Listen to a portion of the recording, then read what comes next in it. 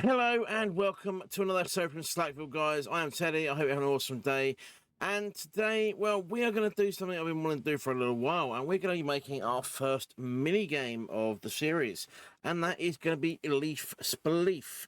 Now, between episodes, what I've done, I've dug out the area and I've started learning it with the woods and stuff and things. So let me get over there, let me get stuff and things together, and I'll show you what we've been up to. So what I've been doing, I've been working on the overall design of this thing, and I was going to do like fences all the way up, but I decided I didn't like the look of the fences all the way up. So I've made a couple of modifications. I've increased the height of this by 1, mainly because the ladders need to go all the way to the top. And if I come around here, we have a ladder that goes all the way to the top, because obviously this is where the game is going to be happening.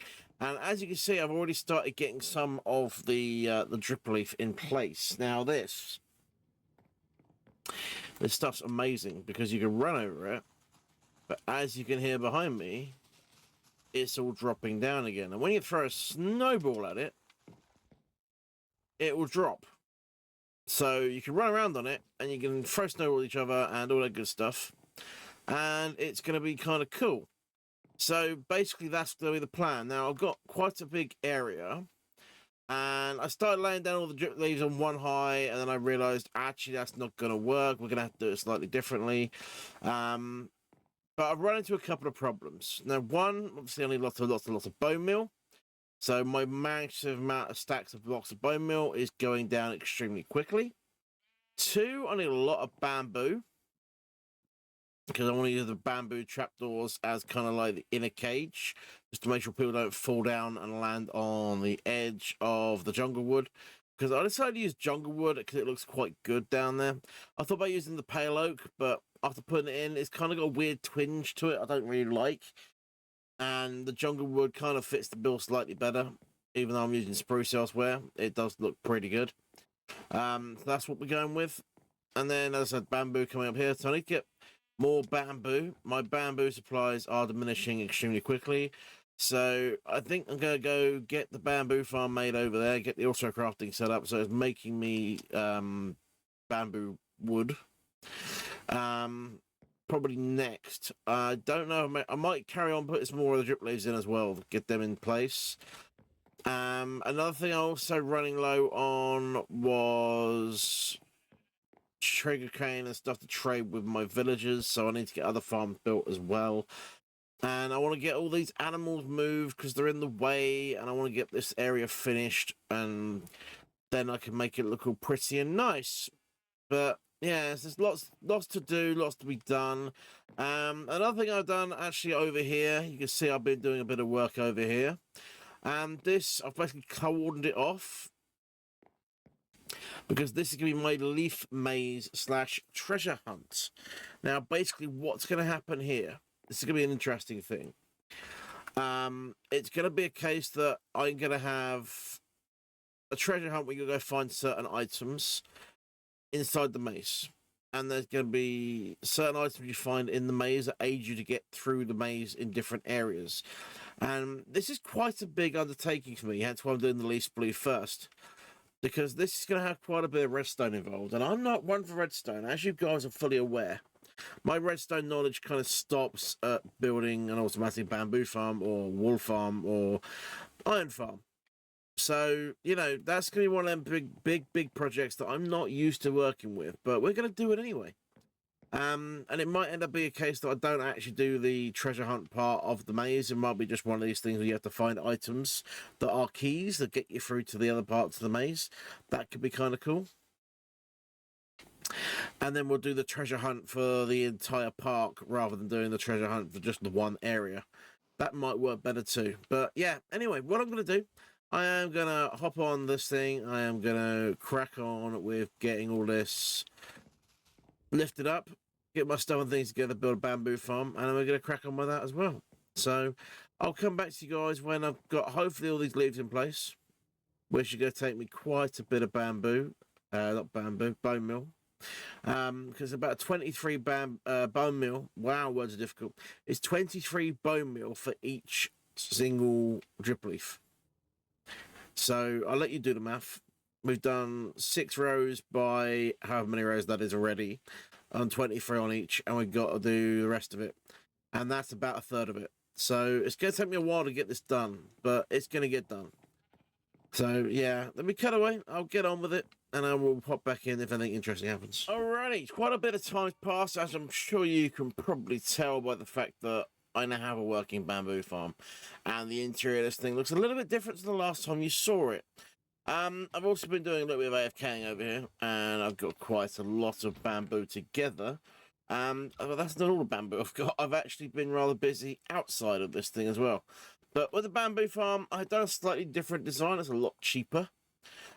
We've basically done a redstone burnout clock farm, which I've not done one of these before.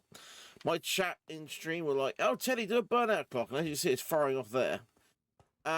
Basically, there's a lot less loss involved in that, because whenever any of the bamboo grows up in front of any of the pistons, it sets off the redstone torch, which fires all 3 of them pistons off. Which means it's working a lot faster. As you can see, it also means it's a lot less loss. There's not much getting caught up on the dirt, and it's all firing off into my hoppers, which then go off into my elevator here, which is not currently working because it's getting overloaded. Why are you getting overloaded? That shouldn't be happening. Let's put that back in there and just test that out. Maybe it unloaded while I was... It must have unloaded while it had stuff in it, because that's the only reason it would break. There's no actual other reason it would break, because as you can see, it shouldn't hold anything in the dropper. And then it should tick one more time afterwards, just to make sure the dropper has done its thing. And then if you go over here, you can see the crafter is working perfectly, and we're getting many, many, many, many, which is lovely. And this one's clear. So why'd that one get backed up? It's probably because I was working over there. But yes, we got many, many, many. I've got a simple dropper for crafting setup here. Don't mind my inventory, it's a mess. I've been working outside. Basically, this crafter has all 9 slots activated on here, which powers this comparator into this comparator, which means this comparator cannot kick off until this crafter has 9 items in it. It cannot power through until that has 9. If I set this at 8, it powers at 8, which just doesn't work. So what I've done, I made it power at 9 instead. And because of that, it's working really, really well. And I'm getting many, many, many, many bamboo. But I've also been very, very busy outside. Now, what I've been doing outside is, well, I've done a couple of streams, including the stream weekend, which is, well, I'm currently on day 2 of stream weekend. But yeah, if we take a look up here, Spleef is actually finished, like completely. It's done. So let me take you through what I have done in the meantime. We've got this rather nice entrance going on. We've got all the bamboo trapdoors in place. We've got all the flooring in here done lovely, lovely. If we hop upstairs, we have got our player sleeping area. We've got the doors in place, the windows for viewing, and we have our snowballs. And there's many, many, many, many snowballs. And the snowball recycle system, which, as you can see, basically what happens is you go in with your snowballs, you you die, you drop to death down below. Down below that, we have got a minecart hopper system, and that minecart hopper system picks up all the snowballs that are left, brings them back up, and pops them in these chests for me. So I'm not going to lose snowballs from despawnage. That is basically the goal. Then we head up here, and this is the player interaction zone. So the players that aren't actively playing on the Leaf Spleef can actually come up here, grab some snowballs, and throw them through the gap into the arena to try and knock their opponent off, which I think is really cool. And yeah, that's the game done, which is really quite nice. Next target I've got is I'm going to be doing some tidying up inside of the Hobbit hole, because that's the thing that needs to happen. And I'm going to quickly go out the back, and I'll show you out the back, which is actually an area I don't very often show on video, but I'll show you guys anyway, because out the back of the tree area, as you can see, we've got pale leaves in here now as well. But I have got myself a small snowball farm set up. I'm sure you're thinking, Teddy, why is it so far back from the tree farm? Well, this is the dark oak forest, but the dark oak forest doesn't start until which block is it? It's literally that block the snowball, the dark oak forest starts on. So I have no choice but put it further back than that. But this thing is a bit of a beast when it comes to how fast it produces snowballs. I can fill 4 shulker boxes in about 3 minutes, even with 1 snowman. So it's a really simple farm. I'm not actually going to provide you a tutorial for it because it's really easy to build. But you got chests, hoppers on top of behind the chest with a minecart hopper system on top of it. And then we got a simple single item hopper clock, which fires off the pistons independently. Obviously, while the farm is off, 1 set of pistons stays pushed out, which doesn't matter to our snow friend here because he is quite happily locked away in his pod. Now, I did put a roof on this thing because occasionally mobs will still spawn up here, and he will start firing snowballs at them, and it could cause aggro, and we don't want aggro, so that's not, you know, that is a thing. But, you know, I quickly flick it on just for a few seconds. Bop, bop, bop, bop, bop, bop, bop is how it works. And then if we look down below, we've got a lot of snowballs in a very, very small amount of time. And bear in mind, that one was the only one running in, and I had 5. So we've got over a stack of snowballs in 2 seconds, which is really good. But yeah, I'm going to crack on. I'm going to get the install done on the inside of the hobbit hole, get it tidy, get my brewing area set up, all that good stuff, and I'll come back to you in a couple of minutes. Alrighty, some more time's passed, and as you can see, I haven't done much tidying up down here. But if we go upstairs, I have been doing a bit of tidying up. We now have a roof fully in place. I've got some art on the walls. I have got myself a area to grow netherworts, more art, because why not? And I've got myself my brewing area set up as well. Now, it's not exactly as I wanted it to be because space restrictions and all that stuff is really holding me back from what I actually wanted to do. But we can put all of our brewing stuff that's currently in this chest. Hello, game. I'm going to crash. But yeah, I can put all my brewing stuff from that chest into that chest, and then the barrels, and I've got brewing stands over here, and all that good stuff. There we go. Finally opened the chest. Thank you, game. Yeah, I've got cooking in there. I have got nothing cooking in there. I just got the furnace burning for the fun of it. Why not? But yes, that's not all I've been doing inside the hobbit hole, but basically what's going on is I wanted to get the hobbit hole a bit more tidy, a bit more looking finished, because we are getting to the point where the hobbit hole needs to be finished. Oh yeah, this is a stream thing. If you do want to name it, you have to be on stream. Teddy Legend Gaming over on twitch.tv. Do exclamation mark name it, you get 100%. You get your whatever name on whatever item you want to do. Whether you want to be an item on the wall, or a piece of my armor, a piece of my weapon or tools, or anything else at all, you can name it. So there you go. But in here is where I've been doing the work. So I've opened this room out. I've dug out as far as I can here. As you can tell by that grass block, that out there is currently outside, so we can't do much more with that. But what I put in here is a bone meal powered sugarcane farm. And it's a really simple farm. It is a hopper clock that powers into the dispenser, and then observer powers the piston. So every time this ticks, that ticks, but opposite to each other. But it also works passively as well. And it is a zero loss farm. I get 2 sugarcane for every single bone meal I put into it, which is brilliant and exactly what I was looking for.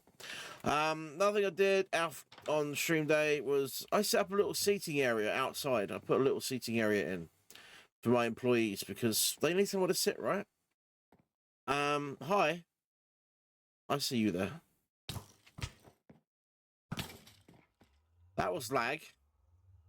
But thanks. I'll take your bones. I'm going to go inside before I get blown up by a creeper. Apparently, I'm getting some lag right now, and I don't like it. Let's throw that bone in my dispenser. Because why not? Then we have some ready to go in there. Also been doing a bit of pathworks out there as well, which is another thing I needed doing. So, yeah, I'm going to carry on doing more stuff and things. I'm actually going to get the sheep farm prepped up, I think. I'm going to start getting some more sheep together, which means I could do a little bit of wheat action. Let's grab a bit of that. Let's get some wheat, let's get sheep growing, and I'm going to start re-dyeing them as well, so we get 1 of each colour.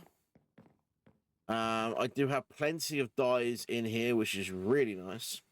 So let me crack on. Let me get some of these bad boys set up and going, and I'll come back to you guys when I have basically got the sheep farm set up.